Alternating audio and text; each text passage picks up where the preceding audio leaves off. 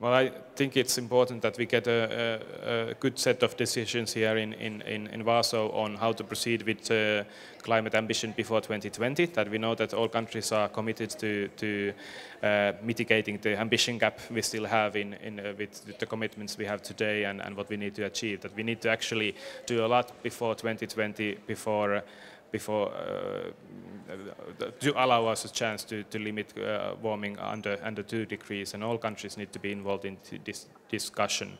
But at the same time, it's very important that we prepare well for the Paris Agreement and for the post-2020 framework, both when it comes to ambition and also what kind of issues can be tackled in the common agreement in Paris. And therefore, it's very important that countries prepare for showing what kind of commitments they can make in the new agreement, and also one area where we have specific interest is that we are working on issues related to land use and how forest sinks can be an increasing part of a good climate package post-2020 that all countries can use as a way of mitigating climate change. So that's an special interest for us.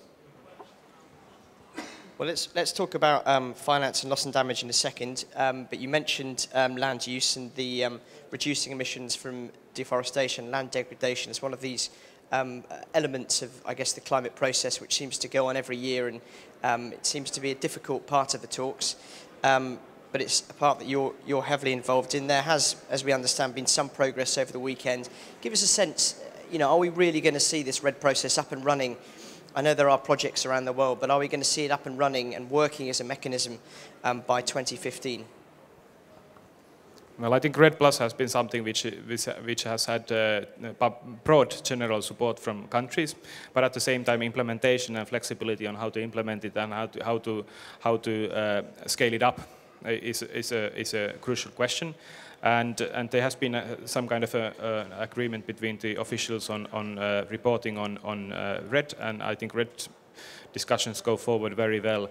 And what we would like to see is an increased focus on also how we go forward after 2020. So I think we can go forward with developing the systems and mechanisms we have today before 2020, but also after that we can make sure that all countries have flexible incentives and guidelines on how to better manage their forests, do forest inventories, and how to do projects in all kinds of forests that will increase the total amount of things, that not giving so much weight on nitty-gritty stuff on individual details, but that we actually get the broad picture that forest can sustainable forest management and protection of vulnerable forests can be a vehicle of emission reduction. So that's a big discussion which needs to be politically also taken, that we know that all countries feel comfortable that this suits their development level and there are things they can provide and do.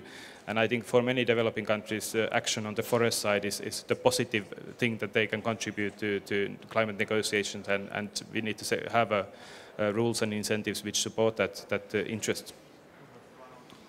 And I guess, with RED and every other part of this package, finance is key. There has been a lot of complaints in the last week that not enough money was being delivered. It seems that even within the EU, traditionally one of the most progressive blocs, there are some countries which have laid their finance on the table and said this is how much we will deliver till 2015, but others are less forthcoming. Can you give us a sense from a Finnish perspective, what are you guys putting on the table up to 2015?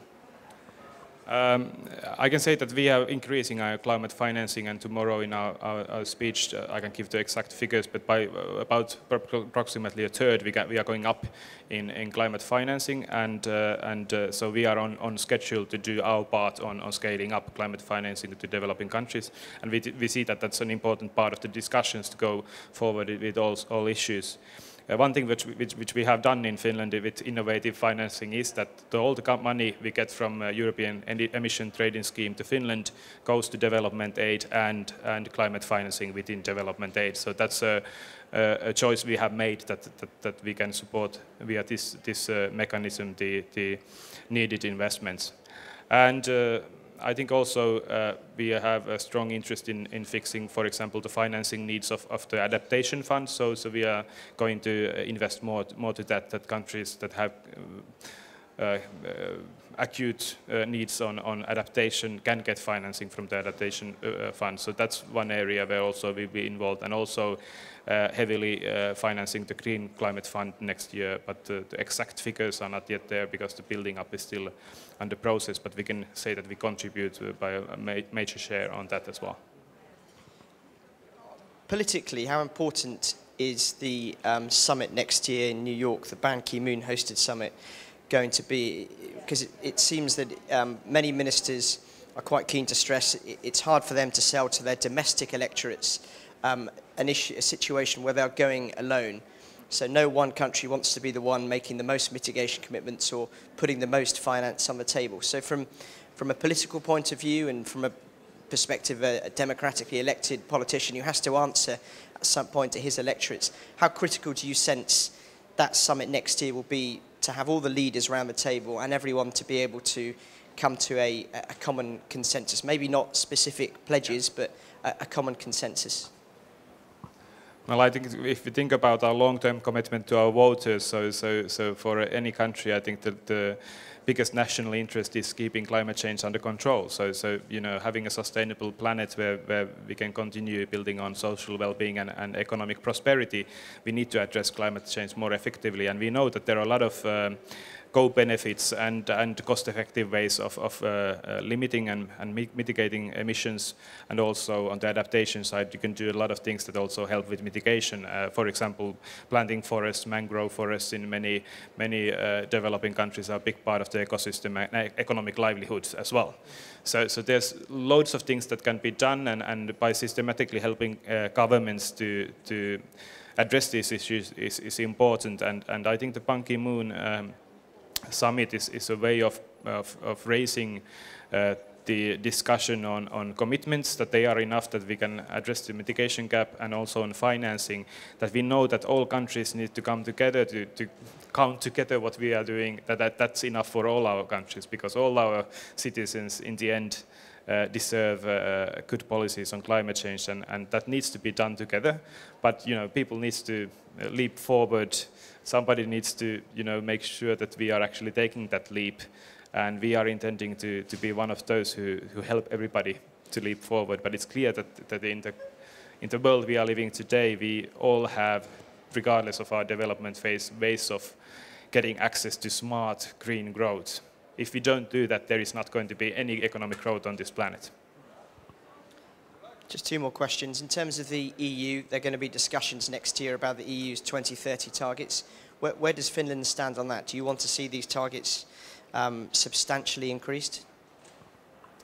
Our policy is that we need to have an ambitious 2030 target on CO2 reductions, which is in line with climate science, and the EU does its share. I can give you an example of the British counted that if the Commission has done a roadmap that about 40% would be the roadmap to a low carbon society by 2050, and the British have counted, and on top of that, if you count credits, about 50% with also international credits would be a fair share if other countries would do the similar commitments. So I think that's about the range we are discussing, and we have a keen interest on raising the CO2 price on the ETS, that European Trading Scheme, and the market mechanisms will work, that we actually get green investments going in Europe. So we are looking forward to strengthening the ETS as the main vehicle of emission reductions on the industries and energy producers. And I think there are a number of magnificent examples of how, for example, photovoltaic has increased in productivity in countries like Germany, and in Finland biomass increases, biofuels have also been very encouraging. So we look forward to raise our level of renewables in the energy mixes, which is around 30% today. And in terms of loss and damage, climate compensation, which I guess has come up the headlines again because of Typhoon Haiyan. It was a very sort of politically contentious issue last week, and I imagine it will be the same this week. What are sort of Finland's and the EU's red lines on this? Are you going to give anything to developing countries in terms of what they're asking for, which is either some form of compensation or just moving down the line of developing a global mechanism? I would like to be slightly blunt about one thing. I think we need to stop seeing each other countries in different blocks. This globe is one, and we all need to address all issues. We need to address adaptation, we need to address loss and damages, but we also need to do mitigation. And by kind of like trying to put different country groups against each other, we fail to see the big picture. We need to do the whole bunch. And you can't kind of like push different countries against each other in a negative cycle where nothing gets done. And I think the risk for this is happening today. We need to go forward with loss and damage, but it needs to be a balanced approach where we with the mechanisms would use the existing tools, but also maybe new kind of approaches to help countries systematically to avoid permanent losses of, for example, productive agricultural land and coastline and so on. So there are definitely things that need to be done, but it cannot be, again, one of those issues where we get stuck on political kind of like country grouping discussions where you fail to see the big picture that we actually need to help those people who are vulnerable.